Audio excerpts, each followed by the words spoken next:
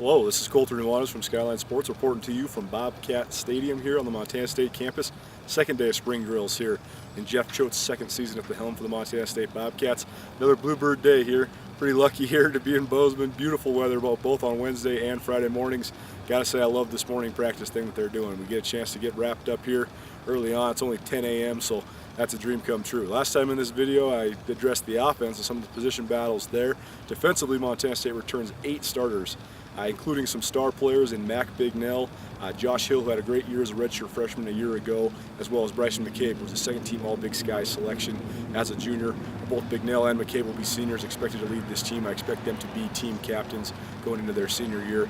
And Montana State, the huge storyline last year defensively was how many strides the Bobcat defense made. Last 2 years ago, they were one of the worst defenses in the entire league. It actually was the demise of the Rob Ash era.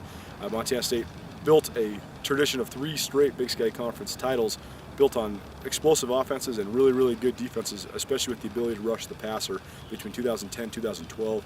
You'll remember that Caleb Schreibeis and Brad Daly won back-to-back Buck Buchanan Awards in 2012 and 2013, and since then it's been kind of a downward spiral for the Bobcat defense leading up to last season. 2 years ago, Montana State led the Big Sky Conference and ranked second in the country by averaging 42 points per game, but still finished 5-6 and outside of the FCS playoff picture. And because of that, Rob Ash, most of his staff let go. And last year in Jeff Choate's first season, a little bit of struggles offensively. They could not carry the momentum over from the Dakota Prukop era with the high-flying offense that they had in place here in Bozeman for quite some time, but they did make significant strides defensively. They went from 9th in the league in scoring defense to 3rd. They only gave up 25 points per game. Their 367 total yards of offense allowed per game was 2nd in the league, so significant improvements for the Bobcat defense, and they return a ton of guys who played on that defense. Today we'll hear from Ty Gregorak, the defensive coordinator here at Montana State, formerly of the Montana Grizzlies. He spent 12 years at UM coaching some of the best defenses the Big Sky Conference has seen. They're running a much different scheme here under Ty Gregorak than they did in Missoula. They were running a more traditional 4-3 scheme in Missoula. Now they're running an odd front more often than not. They have a stand-up outside linebacker defensive end position called the Buck that Grant Collins started out last year. A couple new faces there in the mix in Michael Jobin and Kyle Finch that Coach Gregorak will talk about. They're really excited about those guys at the outside spots. But then along the rest of the defensive line, Tucker Yates, Zach Wright, those guys are back as starting defensive tackles. And they also have Brandon Hayashi, Fao Politavio as good backup guys who got a lot of reps last year. And then they also add Stephen Omaragme to the mix. Air Force prep transfer who actually has 5 years to play for, despite the fact that he already spent a season playing college football at the prep school at the Air Force Academy.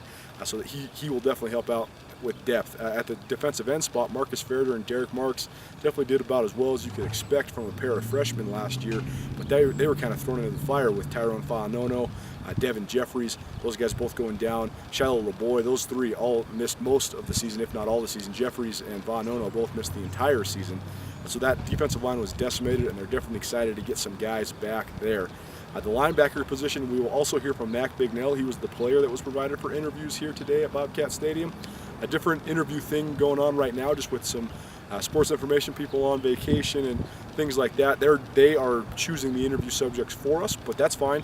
We've gotten Jeff Choate every day. We heard from offensive coordinator Brian Armstrong earlier in the week. We also heard from Chris Murray, Montana State starting quarterback for the first time, and Montana State quarterback coach Denarius McGee on Wednesday. And then today it was just Mac Bignell and Ty Gregorak, but that's great. And Ty gave us so much stuff that it's like having 4 interview subjects anyways, because he talked to us for a good 20 minutes. But Mac Bignell joined us as well, and that's one of the big pieces of news coming out of this fall camp, or this spring ball, excuse me, is Bignell's move to Will linebacker. All Big Sky selection at Sam linebacker, playing out on the edge, but he put on 17 pounds in the offseason. He's up to 217 pounds. They really like him at that will spot just because then he could be more of a playmaker in this defense. Make no mistake about it, he's one of the best playmakers in the Big Sky, period, and he made a ton of plays at the Sam spot the last 2 years, but playing him on the inside, give him a chance to have even more tackles and really anchor that inside spot there. Josh Hill, who started at will a year ago, he has moved now to Mike, so he will be vying for the right to replace Fletcher Collins, one of the 2 seniors that Montana State really needs to replace. John Walker is the other one out at the edge at cornerback. The cornerback position is going to be interesting. Chris Harris been in and out of practice here the first couple days. He's a long kid with a ton of potential who started a couple of games a year ago. Nigel Hale, the 4-star recruit who transferred from the University of Washington, he had off-season knee surgery, so he is not participating. Braylon Evans, he's still trying to get healthy. He's a guy that has always had a ton of potential but has not been able to make it through a full season here at his time during Montana State.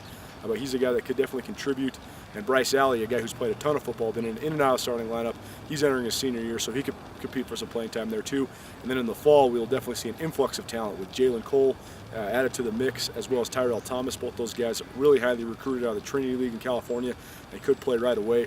And like I said, at safety, Bryson McCabe, All-Big Sky guy last year, should be a preseason All-Big Sky guy coming into his senior year. Probably will be the team captain for the Bobcats on the defensive side of the ball, along with Mac Bignell. Then you also have Braden Conkle at the other safety spot, and Kahari Garcia, who's a senior, but he's out of spring ball as well, had another shoulder surgery, so that's 3 for him in his Bobcat career, and getting that shoulder operated on. So we'll see if he can get back to full health, but he could definitely provide some depth, and he can also play some nickel, which gives them a lot of diversity. The other big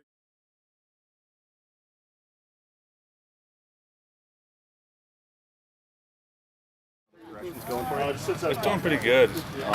It's a lot of extra film work because I got to learn the position first.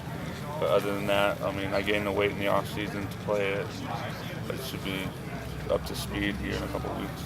How did that process go? Did they come to you in the off season with that idea, or how did that all unfold? I think they kind of had an idea of it, and then I started putting on good weight, and then they towards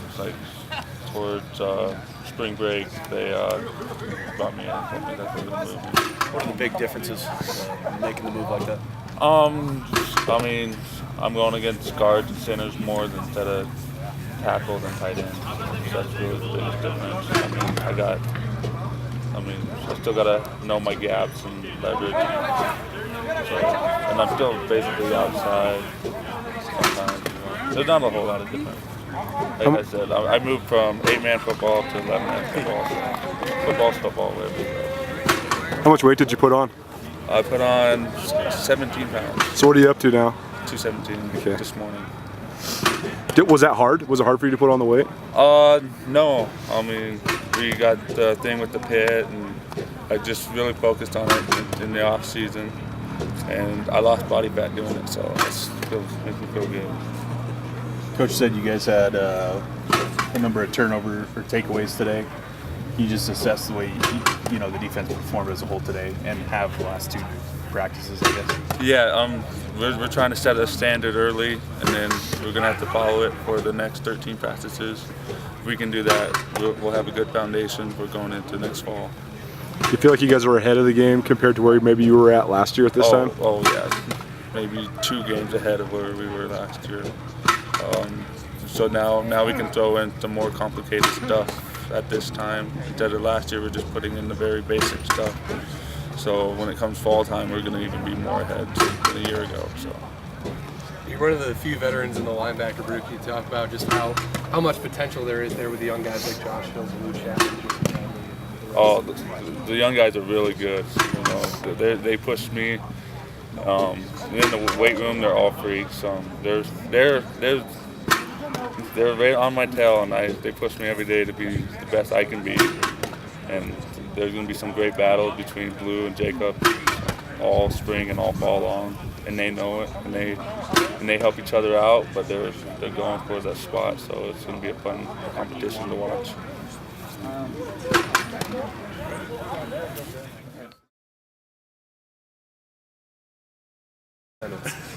How'd Mac do? Was he okay? Oh, he's great. Yeah. Oh, yeah. Heard everything you guys said. Oh, yeah. Yeah. Who's starting? Ted's not here to jump in, so. I'll start. Can you talk about his move in the off season here? I think one of our priorities was to make our second level of defense more athletic, faster, better in the open field and space. And you move a guy like Mac Bignell, who's done that for 4 years, 3 obviously on Saturdays, but 4 years here as a Bobcat. You move him to our will linebacker position, you're instantly more athletic. So people might ask, well, is he big enough to do it? And the question is absolutely. I mean, he's put on some pounds in the offseason, but he's a very savvy football player. You don't have to be 230 pounds to be an inside linebacker anymore. You got to be able to run and shed blocks. And as I was telling him today, don't get blocked. You know, a lot of times you don't have to necessarily just go for your gap every time, as long as you're in your gap and using your hands and using that athleticism that I'm talking about. We're going to be instantly better, and I can see that in 2 practices.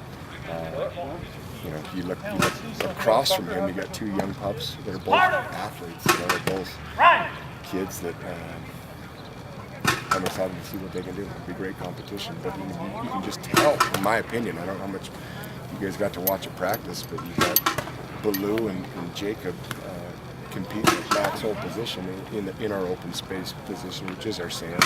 You move Josh Hill, who I thought came on really strong at the end of that season last year. He finished as the Big Sky Player of the Week, and you know, now he might be one of the guys I would pinpoint as a dude that, him and Mac, that just they did so much above and beyond this offseason. I can't tell you how impressed with those 2 I am.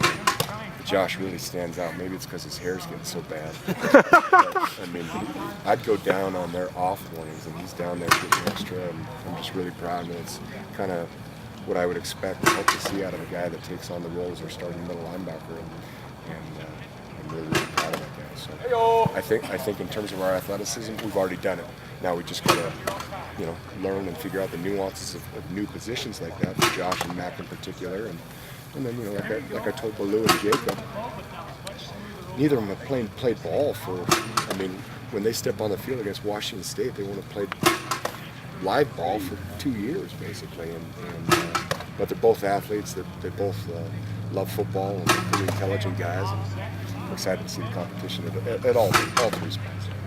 The offense is kind of simplifying things a little bit. Are you guys making any kind of small changes this season? That's all we've done for the last few months, is try to figure out what was good and what looked good on the board, and we couldn't make it good on the field, and then add some things that we think can help us. So I would say yes, we're trying to simplify some things. I mean, you want the boys to know the ins and outs of the defense, and I think one of the biggest steps we've tried to make is just everybody's football intelligence trying to go up, and whether that's their own position or the safety's position or just football things, you know, and just kind of breaking it down from 3rd grade stuff to, you know, trying to teach them some things that they're teaching them in the pros, you know, and when I say that, offensive coaches have been talking to defensive players, and we've been doing it as a team, you know, so everybody's learning football together, and it's been really fun, and I hope it translates on the field.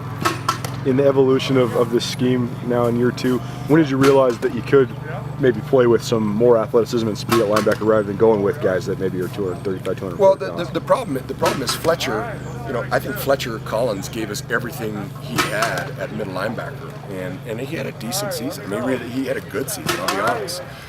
Fletcher's an intelligent guy, and so we were, you know, with Mac Bignell being, I mean, I think the year before last, he had led the league in TFLs, you know, so we knew we had a pretty darn good player in him. Fletch had finally got himself to a point where he could stay healthy, or for the most part healthy, and he was a senior. And then our will linebacker, you know, there was competition from this time last year, and Josh emerged as the starter.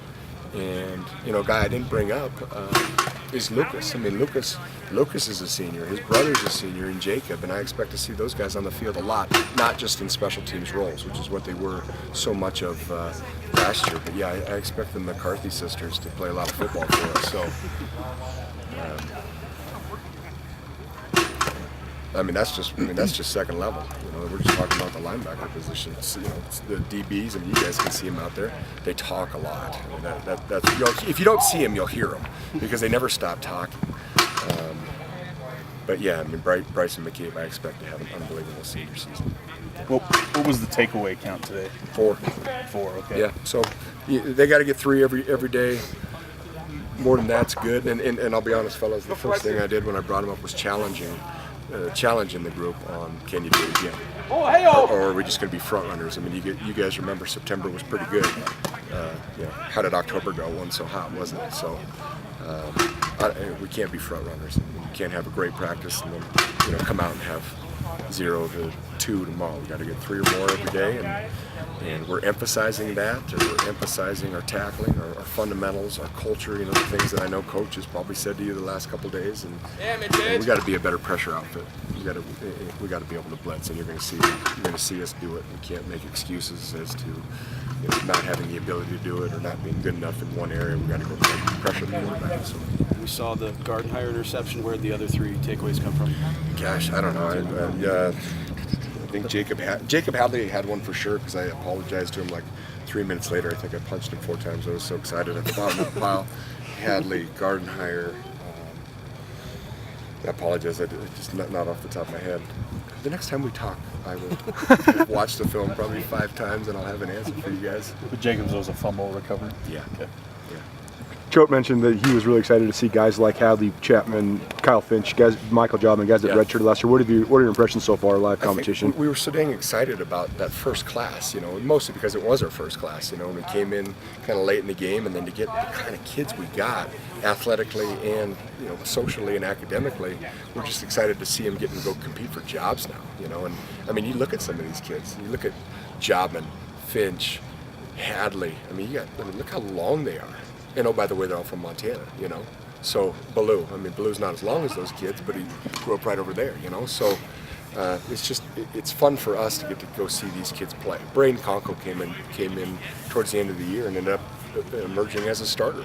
Look at his length for a safety. He's long. His hands are past his knees. Other young kid. Josh Hill I know played, but he's in his second year as a freshman. He'll be a sophomore next year. Another Montana boy.